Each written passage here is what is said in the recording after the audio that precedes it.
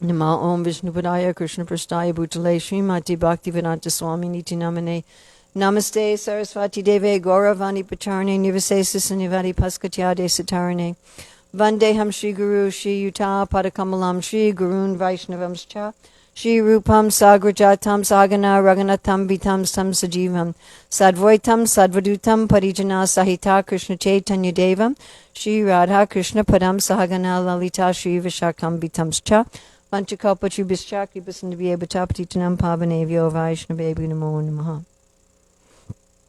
Jai Jai Shri Chaitanya Jaya Nityananda Jaya Dvaita Chandra Jaya Gora Bhakta Vrinda Jai Jai Shri Chaitanya Jaya Nityananda Jaya Dvaita Chandra Jaya Gora Bhakta Vrinda. So it's July 4th, 2022 in Hillsborough, North Carolina. And today is Hera Panchami, today, which we, of course, had our little drama at the Rath Yatra yesterday. And this is described in Caitanya-caritāmṛta, Madhya-līlā, chapter 14, text 119 to 154.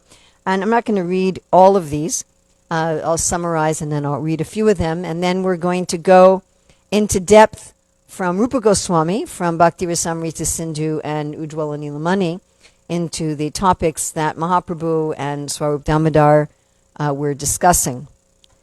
So the Rath Yatra cart has gone to the Gundicha temple, and Mahaprabhu asked Swarup Damodar, he says, the Lord has gone out for this vacation. Why didn't he bring his wife? And usually when you go on vacation, you bring your wife, right? You don't go on a vacation without your wife, usually. He just went with his siblings. And Swarup Damodar said, well, Lakshmi can't enter into Vrindavan. She can't go there, right? And then, well, if there's not any fault in her, the question is, from Mahaprabhu, then why did she get angry at the Lord? And Swarup Damodar says, this is from text 127, it's the nature of a girl afflicted by love to become immediately angry upon finding any neglect on the part of her lover. So while they were discussing this, Lakshmi Devi actually comes. She comes in a palanquin with her parivar, which Prabhupada translates as her family, her followers, and her servants, and they arrest the chief servants of Lord Jagannath. She arrests her husband's servants. She ties them up and they beat them. I mean, not like, it's play. And make the servants of Jagannath bow down before Lakshmiji. So Swarup Damodar and Mahaprabhu are watching this drama. I mean, it's a drama. There's devotees there, just like we had yesterday, in costume as Lakshmi and so forth, and doing this drama. And they're watching all this. And Swarup Damodar says, this is 136, there's no egoistic pride like this within the three worlds. At least I have never seen or heard of it.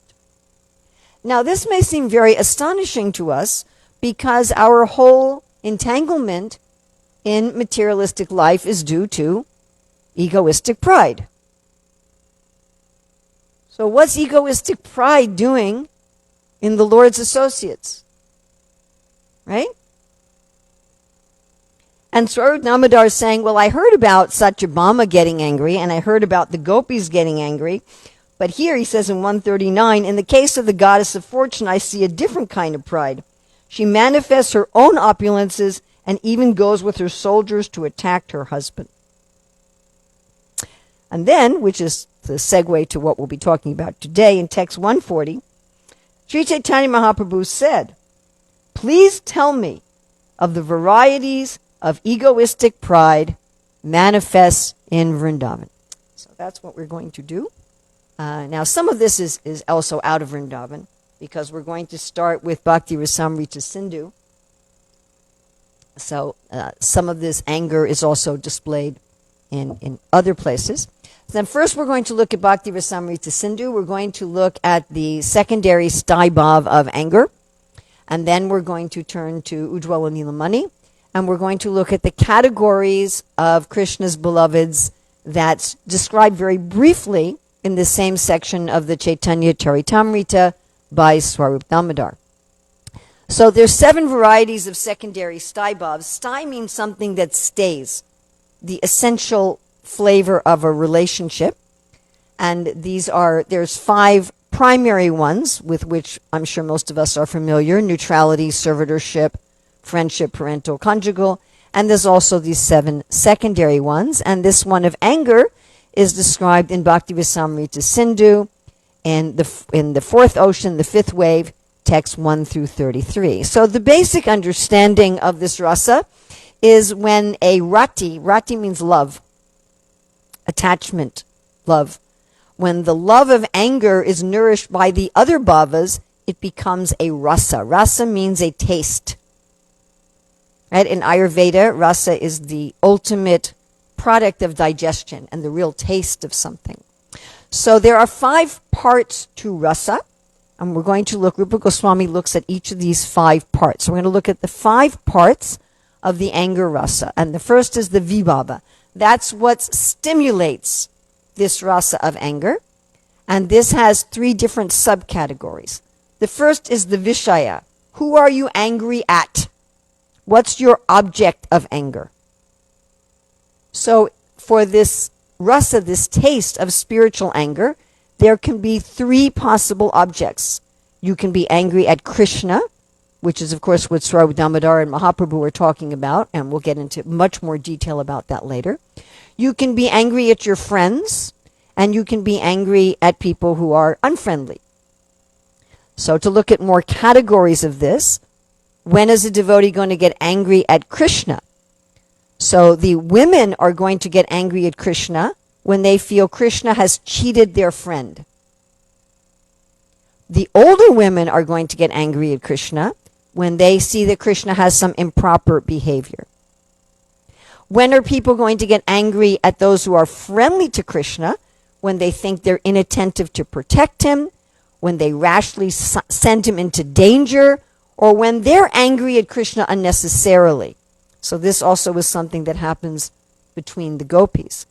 Then getting angry at people who are unfriendly to Krishna when they interfere with one's relationship with Krishna or when they're enemies of Krishna.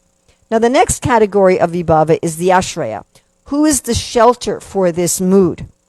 So we've explained this many times before, and we see this principle in any relationship. So let's say there's husband, wife, they have a child. So the mother is feeling affection for her child. The child's the object of her affection. And her husband is a shelter for that affection because he has a similar love. Or you're with a group of friends. You feel love for a friend, and the other mutual friends are your shelter. They're people who have a similar relationship with you. So what are the shelters for this feeling of anger?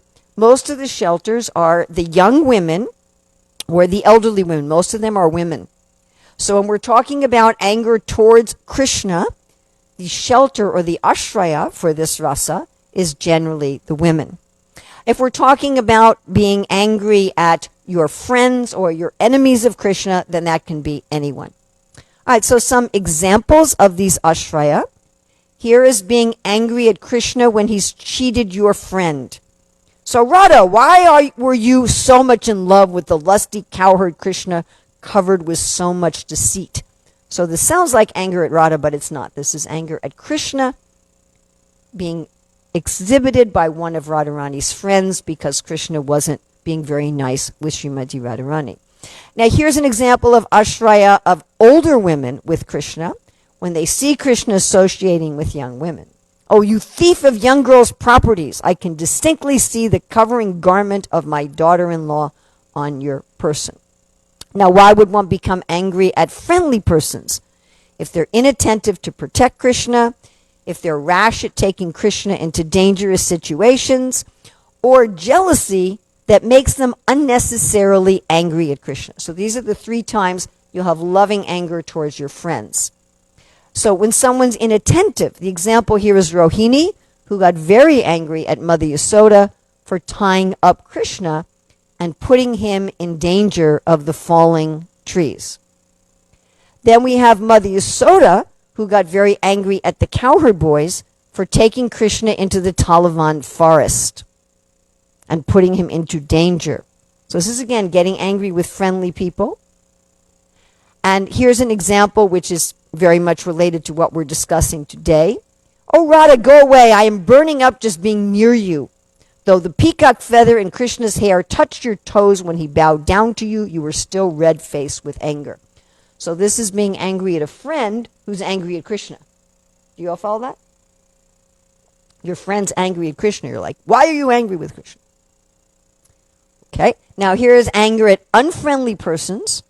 If they're obstacles to your service, and the example here is the devotees who got angry at Akura for taking him out of Vrindavan. And anger at Krishna's enemies, the example is being angry at Shishupal. Bhima was very angry at Shishupal. What are some stimulus to anger? This is part of Vibhava. Sarcastic laughs, deceptive speaking, and frowns and disrespect expressed by Krishna, enemies of Krishna, and by friendly persons. So these all stimulate this loving anger. Now, how is this exhibited? Anubhava means how you intentionally exhibit your love. And Rupa Goswami lists several here. Rubbing your two hands, cracking your teeth, clamping your lips, moving your eyebrows, glancing with hostility, rapid breathing, lowering of the head, flinging the arms, uttering strong words, nodding the head, yellowishness at the corners of the eyes, and trembling lips. And as far as the Sattvic bhavas, which are involuntary expressions of anger, all of them are present. So these are the involuntary expressions that apply to many of the rasas, or the taste of love. Paralysis, perspiration, horripilation, choked voice, quivering, change of color, tears, and fainting. By the way, am I loud enough for everybody here? Everybody can hear me? Vyavichari bhavs are the different transient emotions. So which transient spiritual emotions often happen if one is feeling this loving anger? So one that's just called great emotion, bewilderment, pride, which is what Swarup Damodar was talking about, frustration, illusion, carelessness, jealousy, dexterity, negligence, and fatigue. So again, a lot of these may seem very negative. But whatever exists here has its spiritual counterpart with Krishna. And in fact, in this world, people do try to enjoy anger, isn't it? Otherwise, why did people go to political rallies or sporting events? People go to sporting events and political rallies in part to enjoy anger, or to try to enjoy anger. And that's, of course, the material perversion, which is not very enjoyable. But there is a real anger that's part of love that is enjoyable and has these other emotions, which are also all tasty. Just like yesterday at the feast, there was bitter melon, yes? And I'll bet you it was all served out, because that's also tasty. So there were those sweets, those fried sweets soaked in sugar water. That's very tasty. Then you have the dahi vada, the salty. That's tasty. And then you have the bitter melon. That's also tasty. So the staibhav of the anger rasa, what is the essential feature of it? So it has three different flavors depending on who's the object. Remember, we have those three objects. Anybody remember the three objects of anger? Krishna, friends, and not friends. Excellent. So depending on who's your object of anger in love, changes the type of essential rasa. So if your object is unfriendly people, then Rupa calls it kopa. If it's friendly people, which can be superiors, equals, or subordinates, he calls it manyu. And if it's Krishna, he calls it rosha. And this one slide took me like 2 weeks to figure out, and consulting with lots and lots of Sanskrit scholars to try to figure out what was the difference in meaning between those three words, and this was the best that we could come up with. And I don't have time to go into this in depth. Now, Is anger a secondary sthāyi bhav or a vyabhichari bhav? Because there are these transient emotions. A secondary sthāyi bhav leaves a lasting impression in the devotee, and a vyabhichari bhav is a transient emotion that does not. So there are related transient emotions, ferocity, indignation, or impatience, and fault-finding or romantic jealousy, that are all related to this secondary sthāyi bhav. And again, these are in these categories of who is the object. Now, for the women lovers who have Madhurya Ras, anger directed to Krishna regarding herself. Remember, that hasn't been mentioned yet? You could be angry to Krishna because he was mean to your friend, right? But there was no discussion of being angry to Krishna because he was mean to you. So that's not a sthāyi bhav. That's a vyabhichari bhav. Which means it's not as intense, and it doesn't leave a lasting impression. Do you all get the difference? It's a subtle difference. One leaves a lasting impression and one doesn't. However, for the friends of that lover and the older women, it is actually a sthāyi bhav. All right, looking at these.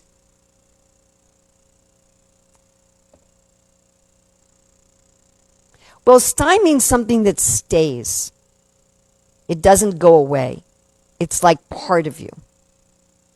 So it's, whereas something else, it just comes and goes. It doesn't remain as part of you. A sthāyi bhav is something that it's there. It's part of the personality, yes. Okay, we're going to look at with these three different types of sthāyi bhavs because they're different according to the object. For kopa, which is towards enemies, there's anubhava of wringing the hands. For manyu, which is toward friendly people, there might be silence. And there's those different kinds of friendly people. Towards elders, here we have an example of Radha de Purnamasi. When I shout to call someone, Krishna covers my mouth. When I try to flee, he blocks the path. When I bite my lower lip, he falls at my feet repeatedly. Please tell me how I can protect myself from Krishna. So here Radharani is angry at Purnamasi because Purnamasi is saying, it's your fault. It's your fault. You should stay away from Krishna. I can't. It's Krishna. What am I supposed to do? Okay, equals. Here we have Jatila and Mukara. And Jatila says, ugly-faced Mukara, hearing your words, the core of my life is burning up. And Mukara says, oh, Jatila, hearing your words, my head is burning up. Tell me, fool, when did Krishna arrogantly touch my granddaughter? Okay, then we have Manyu against inferiors. These are all friendly people. Jatila to Radha's Sakis. On seeing a pearl necklace of Krishna being quickly removed from Radha's body. Ah, this girl, a black spot in my family, is cheating me with duplicity. Okay, then Rosha is anger towards Krishna. And Rupa Goswami says that when someone's angry at Krishna, it may not be clear that they love him. But that love is always present. Right? Now, this is not the anger of the demons toward Krishna. The anger of the demons toward Krishna, like Shishupal, there's no love there. So it may seem when someone's angry at Krishna, when they're angry at their friends, when they're angry at the enemies, that they don't love Krishna. But the love for Krishna is the basis of that. You can't have a sthāyi bhav without rati, without love. Sthāyi bhav also means rati. So if some demon is angry at Krishna, there's no love, and therefore there's no rasa. All right, now we're going to turn, we're going to leave Bhakti-rasāmṛta-sindhu. We're going to go back to the verses that we started with from the Caitanya-caritāmṛta. We're going to segue from that to Ujjvala-ni laman. So going back to from the Caitanya-caritāmṛta from 140 to 141, where Lord Chaitanya says, please tell me of the varieties of egoistic pride manifest in Vrindavan. So Damodar replied, the pride of the gopis is like a river flowing with hundreds of tributaries. The characteristics and mode of love are different in different women. Their jealous anger also takes on different varieties and qualities. Now, Rupa Goswami lists over 360 varieties of gopis. We are not going to explain all of those within the next 23 minutes.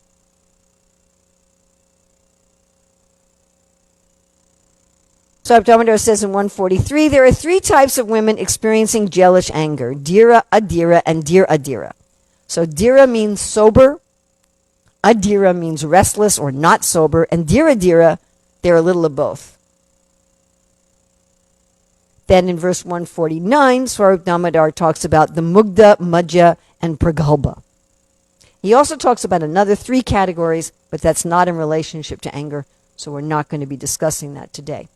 So these three types, Rupa Goswami gives a more detailed description, but the essential characteristics of the Mugdhas is they have more shyness than desire for a romantic relationship with Krishna. The Madhyas have equal shyness and desire, and the Pragalbhas have more desire than shyness. Now, sometimes these are also described as age, that the Mugdhas being the youngest and the Madhyas the next oldest and the Pragalbhas the oldest. However, the point is very clearly made that that is not an absolute equivalence. That a Mugdha gopi could be like 15, and a Pragalbha could be 12 or 13. So that's not absolute. What's also interesting is that when Rupa Goswami describes these three, he'll sometimes use the same person. So these are not absolute, like this particular gopi is only a Pragalbha, or this particular gopi is only a Mugdha. That's not the case. So they can have these different moods at different times. So some may be like that, and others may be demonstrating these different types in different situations. Okay, so we're going to turn now to Rupa Goswami's Ujjvala-ni laman. And again, these are talked about briefly by Swarup Damodar to Lord Chaitanya. And this particular mana, this particular anger between the devotees and Krishna, this is only in this conjugal rasa. This particular kind of anger. It doesn't really exist in the other rasas. All right, so this Mugdha has two varieties of anger, soft and incapable. And then, as Swarup Damodar explains, the Madhya and the Pragalbha have three types of anger: Dhira, Adhira, and Dhir Adhira. So we're going to look at each of these in turn. So Mugdha, when they're angry, they usually have weeping and silence. And Rupa Goswami says, "How can my pure-minded friend speak to an awkward person like you who have offended her? She is completely disturbed. O snake in a Kadamba forest, do not joke with her. Covering her face, may she continue weeping." So this is describing a Mugdha who is just covering her face and weeping. So the two varieties of anger, one is soft. This is a bubble bursting. So she has some anger, but it disappears with the pressure of bliss as soon as she sees Krishna. So her anger begins, but it doesn't become complete. She starts feeling angry at Krishna. As soon as she sees him, it goes away. So example, when I try to go away, my feet return to him. If I frown, my eyes, eager to see him, forget to do this. Though I want to speak to him with rough words, my miserable tongue speaks pleasing words. Oh friend, what am I to do when showing anger? My senses have rebelled. Then there's the incapable. So Krishna sees this woman with tears and anger, but her anger disappears with just a touch of the bliss of seeing Krishna. So her anger never really begins at all. So the soft Mugdha, her anger begins, but it dissipates. And the incapable woman, her anger doesn't really begin. She starts crying, and then it never becomes anger. Okay, here's an example. What rashness of the women with lotus eyes, that even for a moment they show pride or anger on seeing Krishna. If the two syllables mana, anger, enter my ears, my heart begins to shake. So this is a Mugdha, incapable gopi. She just cannot experience anger towards Krishna. Incapable.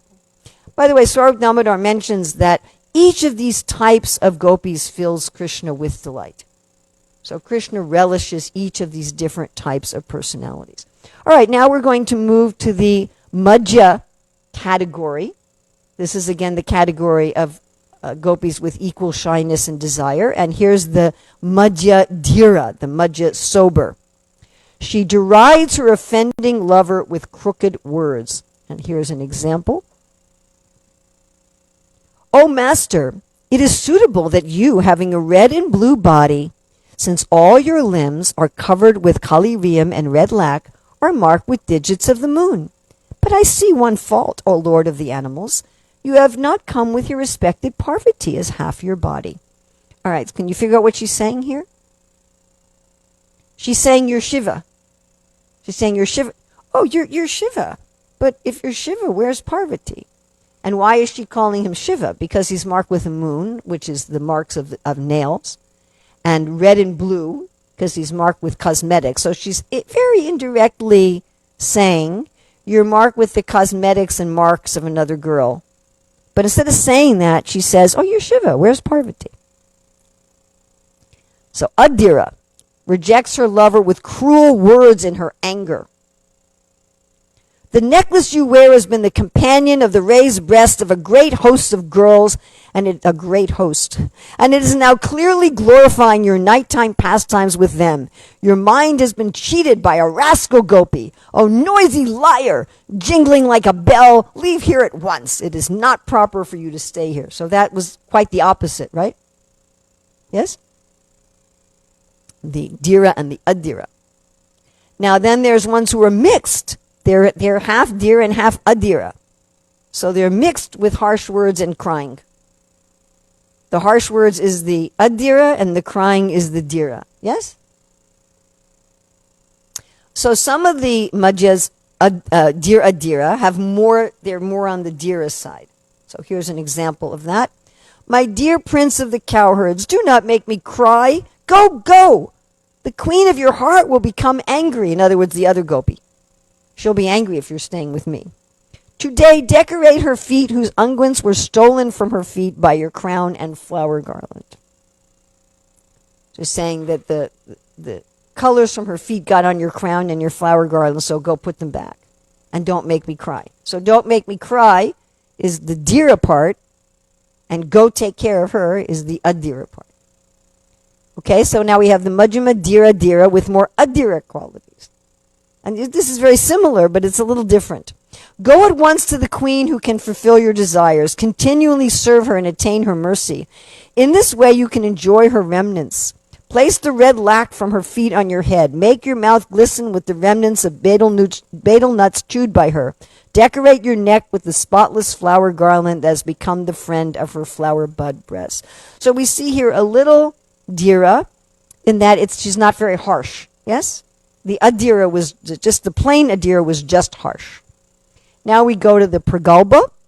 The Pragalpa again has more desire and less shyness. So the Pragalpa Dira shows respect and hides her anger while showing indifference to loving affairs. So here's an example of the Pragalpa Dira. Oh Hari, I've not worshipped Devi today, so I cannot taste your betel nut. I cannot accept your garland, because my husband will be pained on seeing your skill. I cannot hear your words, because I am being called to Yasoda's house and must go quickly. Saying this politely, Bhadra showed her anger. So she wasn't saying, I'm angry with you. Right? Do we do this kind of thing? We don't want to be with someone, so we make some excuse. So I'd love to spend time with you, I really would, but, I have a meeting to go to in 5 minutes, and I really have to run. Right? And here's another very similar example of the Pragalpa Dira. I cannot put this garland around my neck because I'm performing a severe austerity. I cannot speak at all. That's funny. Since the strict Brahmana women have made me perform a vow of silence. So it's funny because she's speaking. I would not give you up and go away if the mischievous mother-in-law were not calling me at this moment. So again, she's hiding her anger and pretending that there's some other reason. Now we have the Pragalpa Adira. So this is someone who attacks her lover out of anger after scolding him cruelly. So again, the Pragalpa is someone who has more desire than shyness, and Adira is without sobriety. So here's an example. O Krishna, enemy of Kamsa, being foolish women, we do not know how to do things properly for you. We offer respects to our dear friend Shamala. She bound you around the neck with garlands filled with buzzing bees and attacked you incessantly with lotus ear decorations while your eyes trembled. So this is a description of the Pragalpa Adira, who's actually like hitting Krishna with flowers out of anger. Now here's the dear Adira. So this is the Pragalpa dear Adira. My heart does not show a speck of anger for you. I have decided to perform a vow of silence. So that's the Dira portion. Then, O killer of Aga, leave this place immediately. Give up all deceit. The Sakis desire to bind you with cords from the flowers. That's the Adira portion. So someone mixing Dira Adira. And here we have another example. O friend, moving her brows, firmly desiring to beat Krishna, who has committed some offense, Mangala took off her earrings, but she did not beat him with them. She said, leave, leave. She then simply turned her head.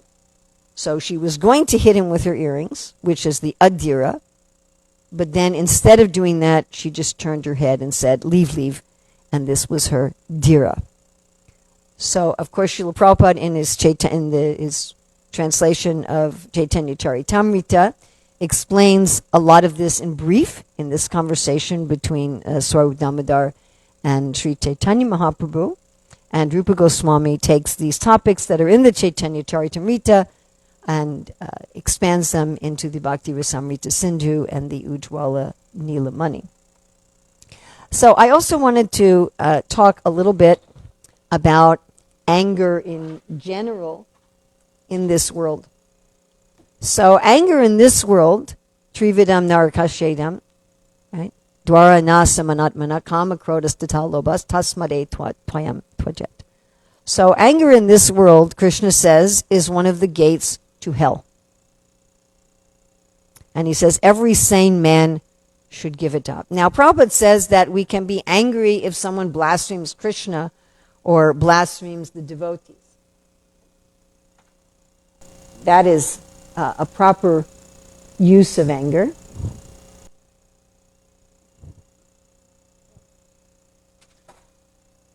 And that arises very naturally if somebody's blaspheming Krishna or somebody's blaspheming Srila Prabhupada. And naturally we feel a loving anger. And that loving anger is not polluting, but rather it's enlivening. Just like this loving anger that we've just been describing very briefly between the devotees and Krishna, or between the devotees and each other, or between the devotees and the demons. It actually fills them with bliss.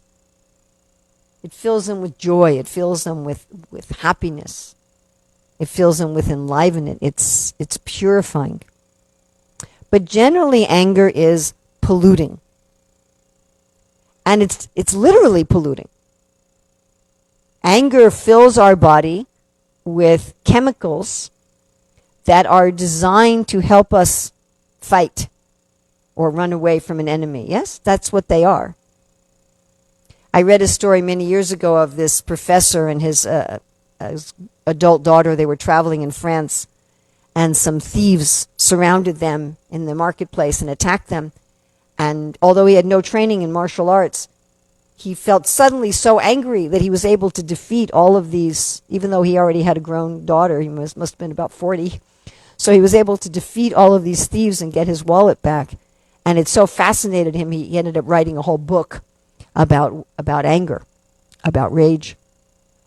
So it's there to protect us, right? If somebody tries to hurt us, we get this surge of physical energy and one-pointedness. However, anything like that stays in the body is actually harmful to the body and the mind. Yeah? And we've all experienced that. If anger stays in our body, yes, everybody's experienced this.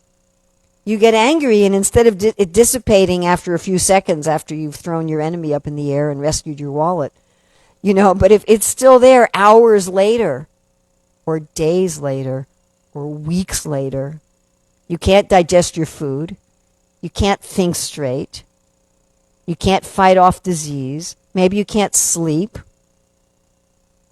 You can't concentrate on things that you need to do. You can't deal nicely with other people. Isn't it?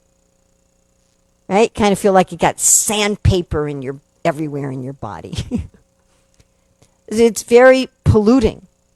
And of course, Krishna also describes this in Bhagavad Gita, chapter 2, in text 62 and 63, that when we're angry because our desires are frustrated, and our desires in this world get frustrated, right? We don't have time to play the game Tamal Krishna Maharaj taught us in New York. But to look at, all the things I've wanted that I never got. So many things in life I've wanted. I just talked to somebody yesterday. She's always wanted to be married, and she got married, and, didn't work out, and she's always wanted children, and now she's too old. And I mean, it's all these things we've wanted and we didn't get. Or we wanted them, we got them, and then they were just disappointments. You wanted that job and you got it, you found out you hated it. I have a friend like that who worked hard to be a lawyer, became a lawyer, found out she hated being a lawyer. Or you wanted them, you got them, they were perfect, you had the perfect spouse, and they died. Gopal's wife, Krishna Priya, told me her parents were like that. They had this incredible relationship. And then her father died, I think, in a car accident. And her mother, she couldn't function. As soon as the funeral was over, she basically never got out of bed, and she died within a year. So therefore we feel angry. I don't get what I want, or I get it and it disappoints me, or I get it, it's perfect and it's temporary. And that kind of anger, Krishna says, due to our material attachments, it destroys our memory and our intelligence. Yes? Do we all have this experience? We lose our memory of Shastra. We lose our memory of, right? People will say this, I know all this stuff. I know how to be, I know how to behave, but I'm so angry and I can't access it. We have this experience all the time. I'll be talking to someone, they understand Krishna conscious philosophy. They understand all of these things. Then they get angry and they don't understand anything anymore. And you're like, where's the person I talked to yesterday? They're gone. And their intelligence is just bewildered. A person I talked to recently whose husband had so many addiction problems and left her, and she said, I just can't forgive him. I'm so angry. And I said, well, that's going to cause you to take birth again. So you can try to exact vengeance. I know, but I'm just so angry. So we just lose our intelligence. So what are we going to do? Because as long as we're in a material body, according to Gita 14:22-25, as long as we're in a material body, this material anger will sometimes arise within the body. It just will. When the machinery of the body assesses that there's some danger to us, it will release chemicals in our body that are anger chemicals. It will happen. What do we do? So Krishna explains, one who does not hate illumination, attachment, and delusion when they appear, nor long for them when they disappear, knowing that the modes alone are active but always remaining neutral. And Prabhupada in that purport says, as long as one has a material body, these things will arise, but one must remain neutral. And therefore in Bhagavad Gita 264, right after Krishna says, hey, you think about what you want to enjoy in this world, you're going to get attached, and then you're going to really want them, and then you're going to get angry, and then you're going to become bewildered. He says, just become free from attachment and aversion. He said, become free from attachment and aversion, regulate your senses, and then you'll get Bhagavat Prasad.